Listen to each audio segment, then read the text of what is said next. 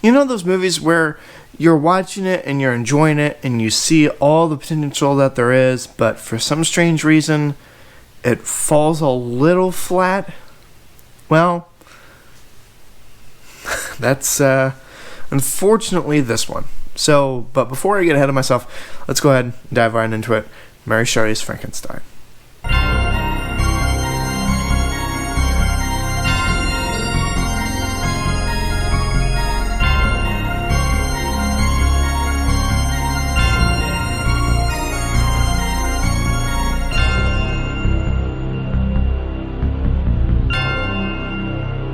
Mary Shelley's Frankenstein, directed not by Francis Ford Coppola, but Kenneth Branagh, who also stars in it, and also stars Robert De Niro and Helena Bonham Carter, and is a different adaptation on the same story as the original Frankenstein. It's like how Bram Stoker's Dracula is to the original Dracula, Mary Shelley's Frankenstein is to the 1931 Frankenstein. It's also written by one of my favorite and underrated writer/directors, Frank Darabont, who, if you don't remember, did The Mist, The Green Mile, and The Shawshank Redemption. The things I liked about this movie, and it has a much different tone and energy, once again, than Dracula did. Dracula was a very gothic, very dramatic, tragic love story. Mary Shelley's Frankenstein is a very maddening, chaotic sort of story, and I kind of really, once again, like the original Frankenstein, really love that about this movie. You also see a lot more drive and understanding as to why Frankenstein wants to create or make his own person. There is a reason, and I won't spoil as to what it is. There's a certain reason as to why he does, and you totally understand, which is great. I love that you get to understand. I love being able to see the purpose as to why behind a character that you're familiar with, to where you're kind of on his side in some ways, even though it's kind of messed up. I did really love that about this film. For the cast, Robert De Niro as Frankenstein, as strange as this sounds, is really good. I know that's not really a surprise considering it's Robert De Niro, but when you think Robert De Niro as Frankenstein, you think it's kind of weird. Though it sounds like a strange casting choice, Robert De Niro as Frankenstein, though it is different than Boris Karloff's, is really good, and you really feel for this character of Frankenstein, and they do something with Frankenstein in this movie, really developing his emotions and how to deal with that, and what his emotions, like what are emotions. It's great stuff, and I love being able to see that in this movie. I think that's one of the strengths of this movie, is Frankenstein's creation. Frankenstein's creation in this movie is done very well. It's written well, it's acted very well. There are some scenes that actually are really saddening, almost heartbreaking, and part of that is due to the writing, and part of it is due to De Niro's performance. Like, you can tell he did make an effort for this role, and it shows because he does really well. Why wouldn't Robert De Niro do well? But he really, when some people could phone it in or be really hammy with it, De Niro really plays it straight, and it really pays off. It's very well done. Kenneth Branagh as Victor Frankenstein is kind of hit and miss for me. There are some places where he's really good, and there are some places that it's kind of baffling, some of the choices that he makes. And I don't know if that's the hubris of the fact that he's also the director or not, but there's some instances his acting is a little wooden, and it's very confused. It confused me as to why, because you don't really feel much for the character because he's very deadpan or very wooden, and I'd like a little bit more. Not to say he's bad for the role, he is good. It's just maybe a take or two is probably what I would have done.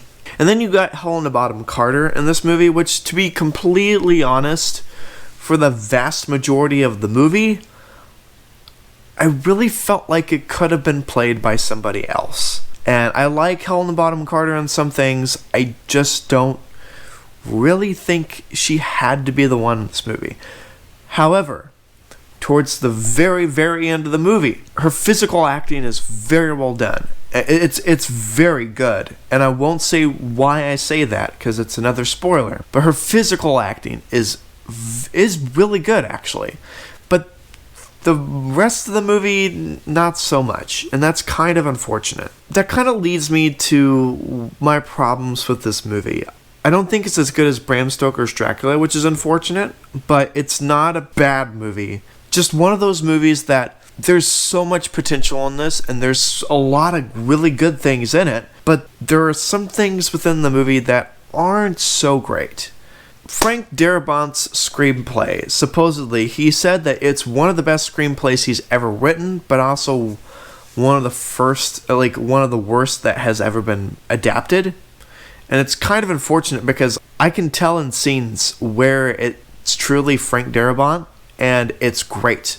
There's a particular scene towards the last part, later part of the movie, where it's Victor and the Creation literally in a cave, and they're talking, and it's a lot of methodical stuff, a lot of psychological stuff. It's literally God talking to man in some ways, and it is probably my favorite scene of the movie, and it's really good. It's such a great executed scene between the two, and it shows off both of their acting chops.